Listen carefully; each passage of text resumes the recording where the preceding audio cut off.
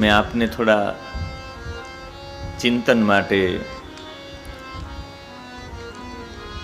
થોડોક વિષય આપી દીધો હતો કે આ બિલ્વપત્ર વિશે થોડુંક ચિંતન કરીને આવજો.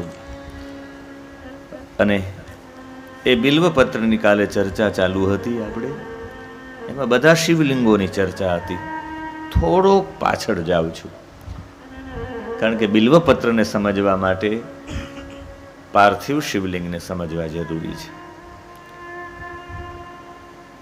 કાલે આપણે ચર્ચા પણ કરી કે સતયુગની અંદર, ત્રેતાયુગની અંદર, દ્વાપર યુગની અંદર બધામાં અલગ અલગ શિવલિંગોની પૂજાનું મહત્વ છે. કૃતે રત્નમયમ લિંગમ, રત્નવાળી શિવલિંગ સતયુગમાં સૌથી શ્રેષ્ઠ હતી. ત્રેતાયામ હેમ સંભવમ, ત્રેતાયુગમાં સોનાની શિવલિંગ શ્રેષ્ઠ ગણાતી, એમનું પૂજન કરતા. દ્વાપરે પારદમ શ્રેષ્ઠમ, દ્વાપર યુગમાં પારદ નામની શિવલિંગ શ્રેષ્ઠ ગણાતી, પારાની.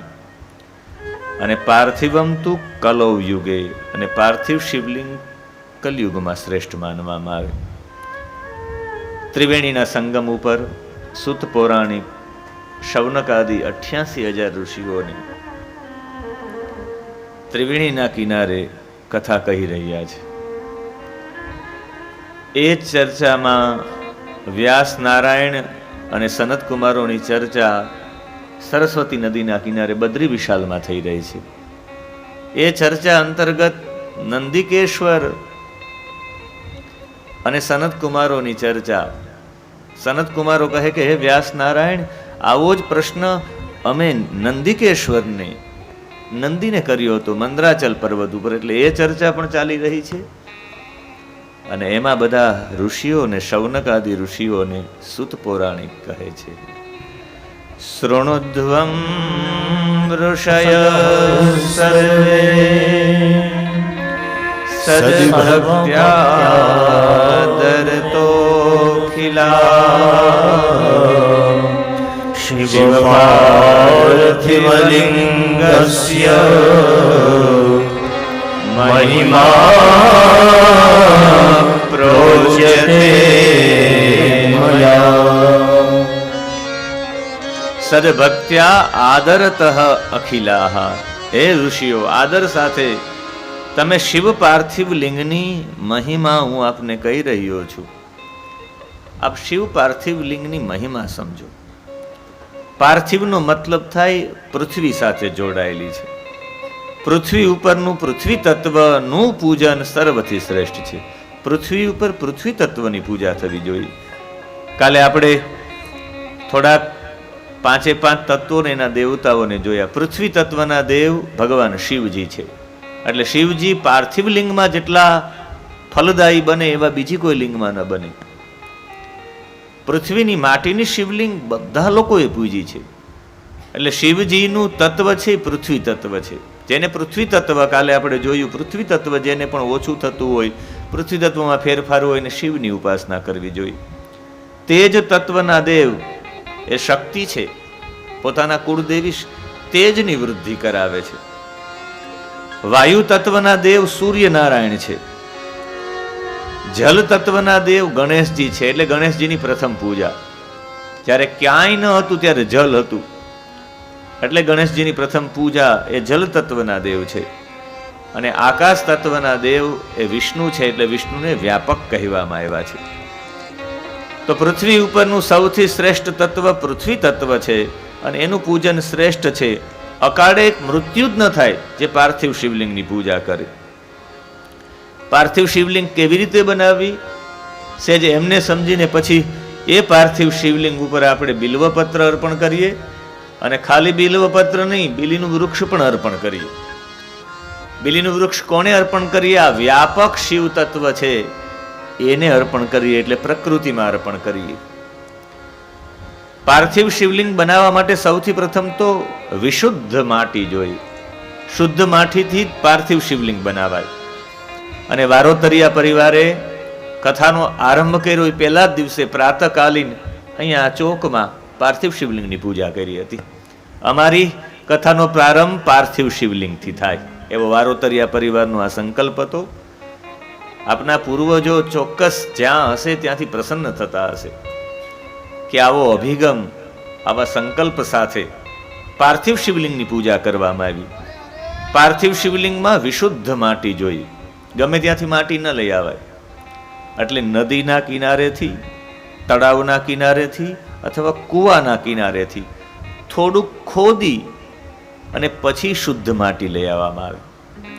આજે પણ મોટા ભાગના લોકોને પેટની, જે લોકોને બીમારી છે એને ક્યારે અનુભવ કરવો, પેટમાં ખૂબ દુખતું હોય, શૂલનો રોગ કહેવાય જેને. અષ્ટાંગ હૃદયમાં વાઘભટ્ટજી કહે છે, જેને શૂલનો રોગ હોય એ વ્યક્તિઓએ પૃથ્વી તત્વ સાથે જોડાઈને રહેવું પડે. આજે મોટા ભાગના લોકોને પેટનો દુખાવો છે એનો મતલબ છે પૃથ્વીથી થોડાક દૂર થઈ ગયા. ખેડૂતોને મોટા ભાગે આજે એ દુખાવો નથી હોતો. આ જે જમીનની માટી હોય ઉપર હોય અશુદ્ધ હોય, એટલે માટીને ખોદવી પડે ઊંડી. 1.5 ફૂટ જેટલી ખોદો એટલે પછી જે માટી આવે એ વિશુદ્ધ આવે. એક કોટનનું કપડું લેવાનું, એ કપડું ભીનું કરી અને પેટ ઉપર રાખી દેવાનું, અને પછી એ માટી છે જેમ ગાર ચાંદતા હોય એમ એ કપડા ઉપર લગાડી દેવાની. આખી રાત સૂઈ જવાનું, સવારમાં એ કોટનનું કપડું લઈ લેવું. એટલે પેટની અંદરના જે પણ કૃમિઓ હશે એ બધા કૃમિઓનો નાશ થઈ જશે, પેટનો દુખાવો જ બંધ થઈ જશે. વિશુદ્ધ માટી થોડુંક ખોદો પછી આવેલી, નદીના કિનારે, તળાવના કિનારે અથવા પવિત્ર જગ્યાએ ખોદી અને માટી લઈ આવી. અને એ માટીમાં પણ બતાવ્યું છે બ્રાહ્મણો માટે સફેદ માટી, ક્ષત્રિયો માટે લાલ માટી, વૈશ્ય માટે પીળી માટી અને સેવકો માટે કાળી માટી. એ માટી લઈ આવી અને પોતાને ત્યાં જળની અંદર થોડુંક એમાં જળ પધરાવવું, થોડુંક સુગંધી ચૂર્ણ પધરાવવું, અંદર થોડું દૂધ પધરાવવું, અને એ પધરાવીને એને મસળવાની. એ આખા માટીને ભીની કરીને મસળવાની ને પછી મસળી અને શિવલિંગ બનાવવાની. શિવલિંગ બનાવવાની એટલે લિંગ આકારમાં નહીં, અખંડમ સ્થાવરમ લિંગમ વિખંડમ ચરમેવ ચ. એવું બતાવ્યું છે કે એ જે તમે પાર્થિવ શિવલિંગ બનાવો એમાં થાળું બનાવવાની જરૂરિયાત નથી.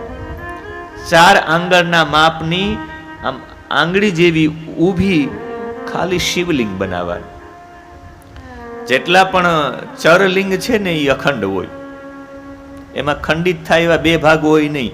અને જેટલા અચર લિંગ હોય, એક જગ્યાએ સ્થાપિત હોય, એ 2 ભાગમાં હોય. એનું એક થાળું પણ હોય ને એક લિંગ પણ હોય.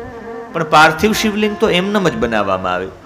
અને પાર્થિવ શિવલિંગ બનાવવાના આખી વિધિ વિધાન છે.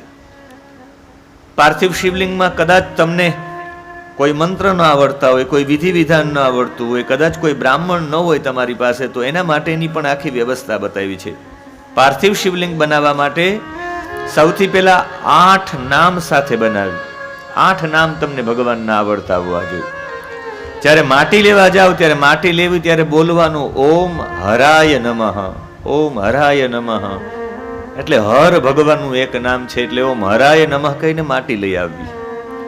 પછી એ લિંગ નિર્માણ કરતા હોય ત્યારે કોઈ મંત્ર ન આવડતો હોય તો ઓમ મહેશ્વરાય નમઃ, ઓમ મહેશ્વરાય નમઃ, ઓમ મહેશ્વરાય. મહેશ્વર ભગવાનનું એક નામ છે.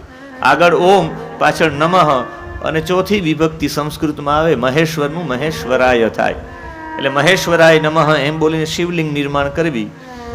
4 આંગળ જેટલી અને એક આંગળી જેવી એમ ખાલી લિંગના આકારમાં. પછી પ્રતિષ્ઠાનો મંત્ર ન આવડતો હોય તો ઓમ શંભવે નમઃ બોલીને પ્રતિષ્ઠા કરવી. પછી આવાહન ન આવડતું હોય કે ભગવાનને આવાહિત કેમ કરવા, એ પાર્થિવ શિવલિંગમાં કેમ શિવજીને બોલાવવા, તો ઓમ શૂલ પાણયે નમઃ બોલી અને એનું આવાહન કરવાનું. પછી કદાચ તમને અભિષેક, દરેક જેટલા પણ પાર્થિવ શિવલિંગ હોય એનો નિયમ છે. પાર્થિવ શિવલિંગ બનાવીએ તો એની પર અભિષેક કરવો જ પડે. અભિષેક કરો તો જ પાર્થિવ શિવલિંગ કરવી જોઈએ. અને અભિષેક થઈ જાય પછી નિયમ એવો છે કે એના ઉપર બિલ્વપત્ર પણ સમર્પિત કરવા. અને રોજ માટે શિવલિંગનું વિસર્જન કરવું એ નિયમ છે. રોજ વિસર્જન કરી નાખવું. બની શકે તો જળમાં જ પ્રવાહિત કરવા એ વિસર્જન. સાંજ ન થાય, સૂર્યાસ્ત ન થાય એ પેલા વિસર્જન કરી નાખવું જોઈએ પાર્થિવ શિવલિંગનું. પછી આપણે હાલો ને આજે પહોંચી શકીએ એમ નથી, કાલે કરશું એમ નહીં, રોજ માટે એનું વિસર્જન જરૂરી છે. પિનાક ધૃષે નમઃ એ બોલી અને એનો અભિષેક કરવાનો. તમને પૂજા આવડતી ન હોય, ભગવાનને ભોગ શું લગાડવો, મંત્ર કયો બોલવો, થાળ કયો બોલવો ખ્યાલ ન હોય તો ઓમ શિવાય નમઃ બોલીને થાળ લગાવવાનો. પછી કદાચ ને તમને ક્ષમા પણ નથી આવડતું, મંત્રહીનમ ક્રિયાહીનમ નથી ફાવતું, તો મહાદેવજીને ઓમ પશુપતયે નમઃ બોલી અને મહાદેવજીની ક્ષમા યાચના કરવી. અને છેલ્લે વિસર્જનનો કોઈ મંત્ર ન આવડે તો ઓમ મહાદેવાય નમઃ બોલીને વિસર્જન કરવું. રોજ માટે પાર્થિવ શિવલિંગ જેટલા લોકો બનાવવામાં આવે તો પાર્થિવ શિવલિંગનું પૂજન તો જરૂરી છે, એનો અભિષેક જરૂરી છે. મોટા ભાગના લોકો બ્રાહ્મણો હાથમાં ગંધાક્ષત પુષ્પ રખાવે. કોઈ પણ દેવતાનું ધ્યાન ધરવાનું હોય તો હાથમાં કહે કે ગંધાક્ષત પુષ્પ લઈ જાજો, અને ગંધાક્ષત પુષ્પ હાથમાં લઈ જાય ત્યારે આપણે વિચાર કરવો જોઈએ કે શા માટે બધામાં કંકુ ચોખાવાળું ફૂલ લઈને જ ભગવાનનું આવાહન કરવામાં આવે. આમ તો બતાવવામાં આવ્યું છે કે ગંધ છે એ કર્મનું પ્રતીક છે. સારી સુગંધ તો જ ફેલાય, સારા કર્મ કરો, એ કર્મનું પ્રતીક એટલે ગંધ છે. ચોખા છે અક્ષત, ન ક્ષતઃ ઇતિ અક્ષત, જેનો નાશ નથી એને અક્ષત કહેવાય, અને જ્ઞાનનો કોઈ દિવસ નાશ છે જ નહીં. આ જન્મમાં તમે જેટલું જ્ઞાન એકત્રિત કર્યું આવતા જન્મમાં કામ આવે. એટલે તો કૌટિલ્ય નાનો હોય તો એ ઘણા બધા દેશોની માહિતી રાખે, પૂર્વજન્મનું જ્ઞાન છે. એક જ સ્કૂલમાં ભણનારા 50 વિદ્યાર્થીઓ છે, બધાની યાદશક્તિ એવી નથી. ઓલો પૂર્વમાં ભણેલો છે એટલે એક વારમાં એને યાદ રહી ગયું છે. એટલે જ્ઞાન અક્ષત છે, જ્ઞાનનું પ્રતીક છે, અને પુષ્પ છે એ કોમળતાનું પ્રતીક છે, રુજુતાનું. અને એવા રુજુ ભક્ત હોય, રુજુ જ હોય. ભક્તિ માણસને રુજુતા આપે, એટલે એ ભક્તિનું પ્રતીક છે. હું જ્ઞાન, કર્મ અને ભક્તિ દ્વારા ભગવાન તારું પૂજન કરું છું, એટલે ગંધાક્ષત પુષ્પ છે. અને એ ગંધાક્ષત પુષ્પમાં ભગવાનને અર્પણ કરવું જોઈએ. અને જે વ્યક્તિ શિવજીનું પૂજન કરતા હોય એમાંય પંચગવ્ય તમારી પાસે હોય, ગાયનું દૂધ, ગાયનું દહીં, ગાયનું ઘી, ગાયનું ગૌમૂત્ર અને ગાયનું છાણ. ગોમૂત્રમ ગોમયમ ક્ષીરમ દધિસર્પી કુશોદકમ. આવા પંચગવ્ય તમારી પાસે થોડું થોડું, થોડું ગૌમૂત્ર, થોડું ગાયનું છાણ, થોડું દૂધ, થોડું દહીં અને થોડું ગાયનું ઘી, આ પાંચેય વસ્તુ એકત્રિત કરીને રવિવારનો દિવસ હોય, રવિવારના દિવસે આ પાર્થિવ શિવલિંગનું પંચગવ્યથી જો અભિષેક કરવામાં આવે તો માણસને બીજી વખત જન્મ લેવો પડતો નથી, એમનો મોક્ષ થઈ જાય છે. એમાં શ્રાવણ માસ હોય, એમાં પણ શ્રાવણ માસમાં રવિવાર હોય ને રવિવારના દિવસે પંચગવ્યથી જો અભિષેક કરવામાં આવે તો મહાદેવજી પ્રસન્ન થાય છે. સૌથી મોટું કદાચ ને જે વ્યક્તિ છે એને વાક સિદ્ધિ જોઈતી હોય કે હું બોલું એમ થાય. કાલે વાત થઈ ને કે રાત્રિના કાર્યક્રમમાં કે પેલા આટલા સમય પહેલા આ બોલવામાં આવ્યું તો આ થયું છે, આ બોલવામાં આવ્યું તો આ થયું છે, એને વાક સિદ્ધિ કહેવાય. તમે આ જગતમાં જે પણ વારંવાર બોલે રાખો એવું થવાની શક્યતાઓ રહી. કદાચ આપણું બોલેલું સિદ્ધ થઈ જાય તો એવું સમજવાનું કે એ વાઘ સિદ્ધિ આવી ગઈ. વાઘ સિદ્ધિ મેળવવી ન પડે, ઓટોમેટિક આવી જાય. તમારો અભિગમ એ તરફનો હોય. કૃત્તિકા નક્ષત્ર હોય અને એ કૃત્તિકા નક્ષત્રના દિવસે જો પાછો મંગળવાર આવતો હોય, જોવું મંગળવાર પંચાંગમાં મંગળવાર અને કૃત્તિકા નક્ષત્ર હોય, એ સમયે સ્કંદનું પૂજન એટલે કાર્તિકેયનું જો પૂજન કરવામાં આવે અને કાર્તિકેયજીને એક ઘંટ એટલે એક ઘંટડી અને એક એની આગળ એક દીવો પ્રગટાવવામાં આવે તો એ માણસ વાક સિદ્ધિવાળો થઈ જાય છે. એનાથી પણ જેના ઉપર મોટા મોટું કરજ થઈ ગયું હોય, જેના ઘરમાં દરિદ્રતા ખૂબ આવી ગઈ હોય, સંપત્તિ જ ન હોય, એવા વ્યક્તિએ કૃત્તિકા નક્ષત્ર અને સોમવાર હોય એ દિવસે શિવજીનો અભિષેક અને શિવજીનું પૂજન કરવું જોઈએ. તો એના ઘરમાં તમામ પ્રકારની સિદ્ધિઓ આવી જાય છે. કૃત્તિકા સોમવારેષુ શિવસ્ય યજ્ઞં નૃણાં મહાદારિદ્ર્ય શમનં સર્વ સંપત્તિ સંપત્કરમ ભવે. બધા પ્રકારની સંપત્તિ આપનારું બને. જે કૃતિકા નક્ષત્ર ને સોમવારના દિવસે મહાદેવજીનો અભિષેક કરે, આ પાર્થિવ શિવલિંગની કોઈ પણ વ્યક્તિ પૂજા કરે, અને પાર્થિવ શિવલિંગની પૂજામાં કદાચ તમને કોઈ સામગ્રી ન મળે, તમે કોઈ પણ શિવાલયે જાઓ અને તમને કોઈ પણ સામગ્રી ન મળે, તો એક મહામંત્ર છે. 16 વખત મહાદેવજી ઉપર આમ જલ પધરાવવાનું. ઓમ ભવાય ભવનાશાય મહાદેવાય ધીમહિ ઉગ્રાય ઉગ્રનાશાય શર્વાય શશિમૌલિને. ઓમ ભવાય ભવનાશાય મહાદેવાય ધીમહિ ઉગ્રાય ઉગ્રનાશાય શર્વાય શશિમૌલિને. ઓમ ભવાય ભવનાશાય મહાદેવાય ધીમહિ ઉગ્રાય ઉગ્રનાશાય શર્વાય શશિમૌલિને. આમ 16 વખત આ મંત્રને 16 વખત બોલવાનું, 16 વખત જલ અર્પણ કરવાનું. તમારી 1650 પૂજા થઈ ગઈ એમ. અને ખાસ 2 દિવસ એવા છે, આ 2 દિવસમાં માં અંબિકા સાથે શિવજીનું પૂજન કરવું જોઈએ. શિવ અને પાર્વતી બંનેનું પૂજન કરવું જોઈએ. આમ તો જોવા જાય તો સૂર્ય વિષુવ રેખા ઉપર આવે ત્યારે દિવસ અને રાત બે એક સરખા થઈ જાય. આમ જોવા જઈએ તો અમારે જ્યોતિષની દ્રષ્ટિએ વૃષભ રાશિમાં જ્યારે સૂર્ય આવે, વૃષભ રાશિના સૂર્યથી તમે ગણો તો દિવસ વધે અને રાત્રિ નાની થઈ જાય. આપણે કે દિવસ મોટો છે ને ભાઈ રાત નાની છે, એ વૃશ્ચિકના સૂર્ય સુધી એમ ચાલે. વૃશ્ચિકમાં જ્યારે સૂર્ય આવે ત્યારે દિવસ ટૂંકો અને રાત્રિ લાંબી. એમાં આપણે ન સમજીએ તો ડિસેમ્બર મહિનાથી 22 ડિસેમ્બરથી રાત્રિ લાંબી ને દિવસ ટૂંકો હોય છે, અને 22 જૂનથી દિવસ લાંબો ને રાત્રિ ટૂંકી હોય છે. એમ પણ ન સમજે તો 2 દિવસનો તમારે અનુભવ કરો ત્યારે રાત્રિ અને દિવસ બે સરખા લાગશે. ત્યારે વિજ્ઞાન એવું કહે કે સૂર્ય વિષુવ રેખા ઉપર આવી જાય છે, અને 2 તારીખ એટલે બીજી કોઈ નહીં, એક 21 માર્ચ અને એક 22 સપ્ટેમ્બર. હમણાં જ આવશે 22 સપ્ટેમ્બર. ત્યારે તમે અનુભવ કરજો, તમને દિવસ અને રાત એક સરખી લાગશે. અને આપણા ગુજરાતી મહિનામાં જોવું હોય તો એ ચૈત્ર સુદ નોમ અને આસો સુદ નોમ, નવરાત્રિના 2 દિવસ. ચૈત્ર સુદ નોમ જોજો, તમને રાત્રિ અને દિવસ બે સરખા લાગશે. આસો મહિનામાં જે નવરાત્રિ નોમ હોય ત્યારે તમને દિવસ અને રાત્રિ સરખા લાગશે. એ સમયે જે વ્યક્તિ પૂજે છે શિવ અને પાર્વતીને, એનું જીવન શ્રેષ્ઠ બની જાય. અને એમાં પણ જે વ્યક્તિ બિલ્વદલથી પૂજે, એવો નિયમ છે કે જે 11 વર્ષ સુધી આખો શ્રાવણ માસ પાર્થિવ શિવલિંગ બનાવે અને એ પાર્થિવ શિવલિંગ ઉપર અભિષેક કરે, અને અભિષેક કરતા કરતા બિલ્વપત્રથી ત્રિકાળ પૂજા કરે, સવાર બપોર અને સાંજ.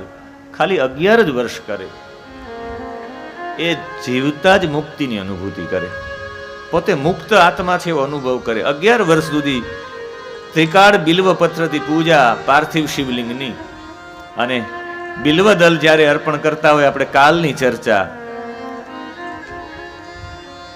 ત્રિદલમ ત્રિગુણાકારમ ત્રિનેત્રં ચત્રયાયુધં ત્રિજન્મ પાસંહારમ એકબિલ્વં શિવાર્પણમ. ત્રિદલમ ત્રિગુણાકારમ ત્રિનેત્રં ચ ત્રયાયુધમ ત્રિજન્મ પાપ સંહારમ એક બિલ્વમ શિવાર્પણમ. આમ તો જોવા જઈએ તો બિલ્વપત્રમ શિવાર્પણમ જો એવું કહ્યું હોત આ શ્લોકમાં, બિલ્વાષ્ટકમમાં, તો છંદ ભંગ ન થાત ક્યાંય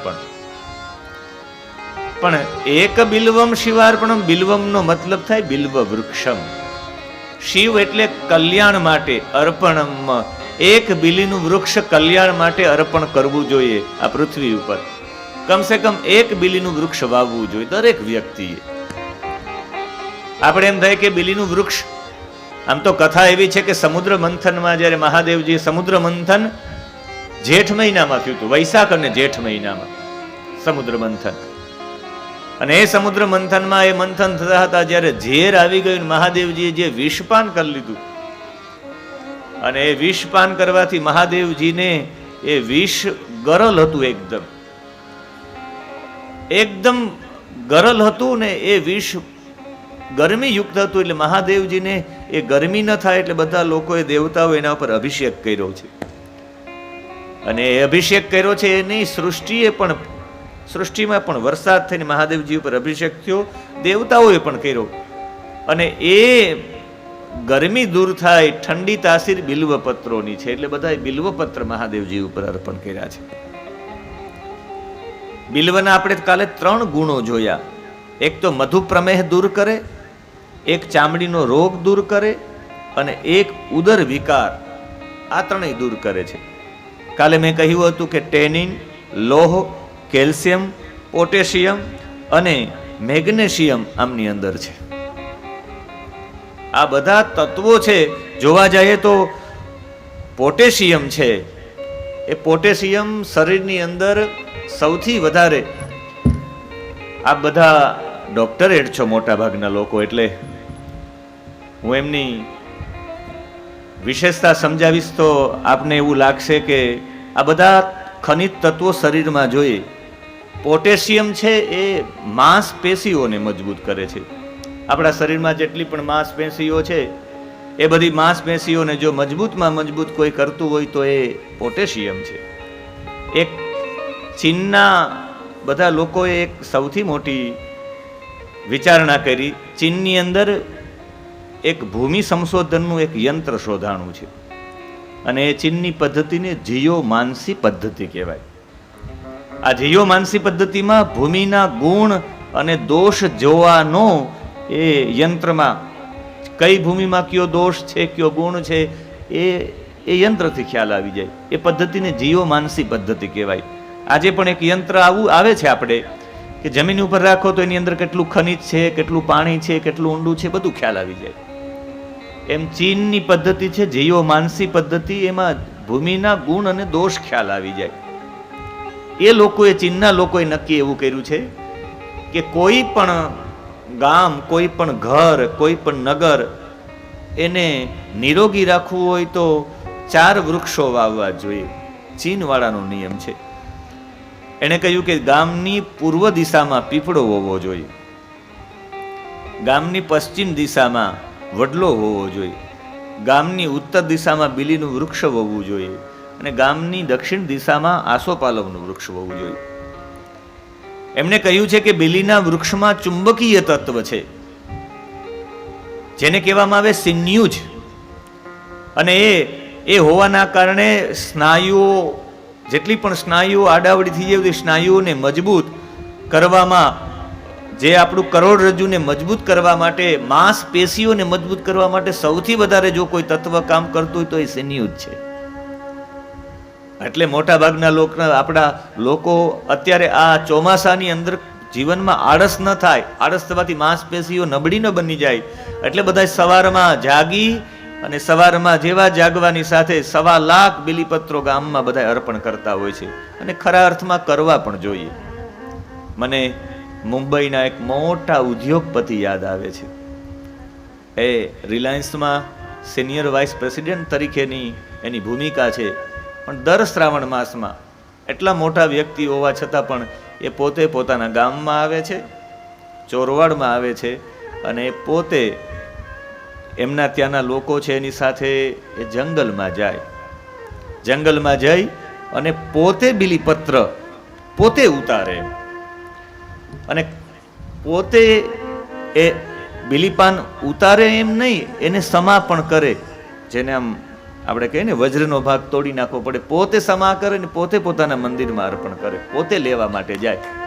ખરા અર્થમાં દરેક લોકોએ એક વખત આ શ્રાવણ માસમાં જંગલમાં જવું જોઈએ. અને જંગલમાં જાઓ ત્યારે એમ થાય કે પ્રકૃતિ 16 કળાએ ખીલેલી હોય આમ, અને ચારે તરફ લીલોતરી જ દેખાતી હોય. અમારા ગામમાં પણ નિયમ છે 30 દિવસ માટે બધાનો એક એકનો નંબર. અને એમાં એના 5 મિત્રો 7 મિત્રો પોતે જંગલમાં જાય, શિવજીના એ બેલીપત્ર લઈ આવે, એમને સમા કરે અને પછી મહાદેવજીને અર્પણ કરે. એમાં એક દિવસ મારો નંબર પણ હોય, હું ગમે ત્યાં હોય, મારે એક દિવસ ફરજિયાત જવાનું છે. એટલે હું છેલ્લા દિવસોમાં, શ્રાવણ મહિનાનો છેલ્લો દિવસ હોય, 14નો દિવસ હોય અથવા 13નો દિવસ હોય, એ છેલ્લા દિવસોમાં એ રાખું. હું પણ ગામના લોકો સાથે જાઉં, હું પણ બીલીપત્ર ઉતારું, એનું વજ્ર છે બહાર કાઢી સમા કરું, ભજીયા બનાવીએ ને બધા જમીએ, અને પ્રકૃતિની વચ્ચેનો એ આનંદ આવે. અને ક્યારેક પ્રકૃતિને જોઈએ ત્યારે વિચાર આવે કે આ પ્રકૃતિ તે એટલું બધું શા માટે અમને આપે છે. મને પૂજ્ય પાંડુરંગ શાસ્ત્રીજી યાદ આવે. એમનું એક ભાવગીત છે, અને આજનો એ આધુનિક ઋષિ પ્રકૃતિને પૂછે છે કે હે પ્રકૃતિ, તે એટલી બધી પ્રીત અમારા ઉપર શા માટે વહાવી છે? શા માટે અમારી ઉપર તે એટલી બધી કૃપા કરી છે? હું તને પૂછું કે શા માટે તારી અંદર આવી વિશેષતા છે? અને ક્યારેક એ પ્રકૃતિને જોઈએ તો આંખોમાં પાણી આવી જાય. કેટલું આપણે અર્પણ કરવા માટે પ્રકૃતિ હેલારા મારતી હોય એમ છે. ક્યારેક તો જાવ ગિરનારમાં, તમને ખબર પડે, પૂજ્ય કાશ્મીરી બાપુના આશ્રમથી આમ જોવ તો ચારે તરફ આમ લીલોતરી દેખાતી હોય. તમે ક્યારેક સાસણના જંગલમાં, નેહમાં જાવ તો ખબર પડે કે ચારે તરફ પ્રકૃતિ એક લીલી ચાદર ઓઢીને બેઠી છે, અને પ્રકૃતિ કહેતી હોય કે હું શિવને અર્પણ થવા માંગુ છું, મને કોઈ લઈ જાઓ. હું શિવને અર્પણ થવા માંગુ છું, મને કોઈ લઈ જાઓ. અને એ સમયે આપણે જો પ્રકૃતિનું ચયન કરીએ, આ વનની અંદર જાઓ, ઉપવનની અંદર જાઓ, એ ઝરણાઓ કલકલ કરતા વહેતા હોય, એ ધીમો પવન વાતો હોય, માદક ફૂલડાઓ પોતાની સુગંધ છોડતા હોય છે, પંખીઓ મીઠા કલરવ કરતા હોય છે, અને એ જોઈને આપણે એમ થાય કે ખરા અર્થમાં આને સાચી પ્રકૃતિ કહેવાય. વન ઉપવન ને વહેતા ઝરણા, વન ઉપવન ને વહેતા ઝરણા, મંદ સમીર ને માદક ફૂલડા, મંદ સમીર ને માદક ફૂલડા, આ પંખીડા મીઠા કલરવ, આ પંખીડા મીઠા કલરવ, આ વિશ્વતણા વાટે ઘાટે, આ વિશ્વતણા વાટે ઘાટે, ઘટા બનાવી શા માટે, ઘટા બનાવી શા માટે? હું પ્રકૃતિને પૂછું છું, હું પ્રકૃતિને પૂછું છું, આ પ્રીત વહાવી શા માટે, આ પ્રીત વહાવી શા માટે? એ ચીનની પદ્ધતિ કહે છે, એ જીઓ માનસી પદ્ધતિ કહે છે, સિન્યુજ શરીરની માંસપેશીઓને મજબૂત રાખવી હોય તો બીલીપત્રનો સ્પર્શ કરો. ખાલી બીલીપત્રને આમ સ્પર્શ કરવાની સાથે આમ સાફ કરો ને એને આમ સ્પર્શ કરો, એનું જે વજ્ર છે આમ બહાર કાઢો, એટલે પોટેશિયમ તમારા શરીરમાં ઓટોમેટિક આવી જાય, માંસપેશીઓ મજબૂત થાય. એટલે 1.25 લાખ બીલીપત્ર ચડાવવાની ગામો ગામ એક પ્રથા ચાલી છે. તમારા શરીરની અંદર, આની અંદર, આ બિલ્વપત્રની અંદર લોહ છે. આપણે એમ થાય કે લોહની શું જરૂરિયાત છે? મંદાગ્નિ હટાવે. આ ચોમાસામાં વરસાદ ખૂબ થાય, તડકા ન પડતા હોય, તમારો અંદરનો અગ્નિ, જઠરાગ્નિ મંદ પડી ગયો હોય, એ મંદાગ્નિ દૂર કરવી હોય તો પણ બીલીપત્ર હાથમાં રાખો, શિવજીની ઉપર અર્પણ કરો. 1 2 નામ સાથે તમારી શરીરની અંદર જઠરાગ્નિ જે મંદ પડી ગઈ હોય, મંદ જઠરાગ્નિ છે એ ઉદ્વિગ્ન થશે. આની અંદર મેગ્નેશિયમ છે. આપ સૌ MBBS છો, એટલે આમની અંદર મેગ્નેશિયમ શું કામ કરે? બ્લડ પ્રેશર માટે સૌથી મોટું કામ મેગ્નેશિયમ નામનું તત્વ, ખનિજ તત્વ શરીરમાં છે, બ્લડ પ્રેશરને બરાબર રાખે છે. માટે જેટલા પણ બ્લડ પ્રેશરને મદદ કરવા માટે મેગ્નેશિયમની જરૂરિયાત છે. બ્લડ પ્રેશર પણ બરાબર રહે જે બીલીપત્ર ચડાવે. જે પોતાના શરીરમાં વિટામિન ડી ની ખામી હોય જેને, અને અત્યારે મોટા ભાગ કે વિટામિન ડી ની ખામી છે જ, સૂર્ય ક્યારેક જ ઉદિત થતો હોય. હું તો કહું કે અમેરિકા વાળાઓ, લંડન વાળાઓ લોકો જ્યાં સૂર્ય બહુ દેખાતો નથી, જ્યાં સતત ને સતત સૂર્યના દર્શન થતા, ત્યાં બીલીપાનનો ઉપયોગ કરો. વિટામિન ડી એમને મળી આવશે. જ્યાં સૂર્ય નથી મળતો એટલે બીલીપાન ચડાવવાની જરૂરિયાત છે. એવા માટે આધુનિક સંપ્રેક્ષમાં કથાને લઈ જાઉં છું.